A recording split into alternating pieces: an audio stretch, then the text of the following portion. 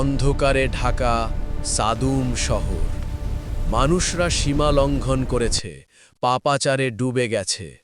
আল্লাহ তাদের সতর্ক করার জন্য পাঠালেন নবী লূত আলাইহে। তার কণ্ঠে ছিল সতর্ক বার্তা, তোমরা আল্লাহকে ভয় করো, এ পথ ছেড়ে দাও।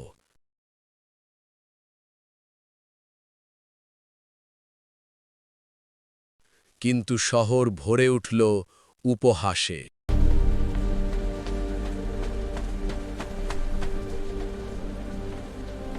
লূত আলাইহের স্ত্রী, বাইরে তিনি নবীর পরিবার, কিন্তু অন্তরে তিনি অবিশ্বাসী।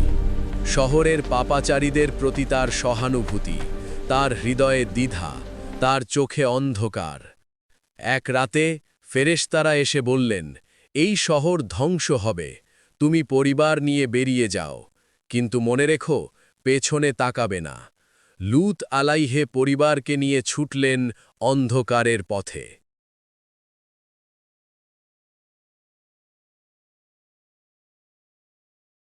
আকাশ ফেটে গেল, আগুন আর পাথর বর্ষিত হল, শহর ভেঙে পড়ল।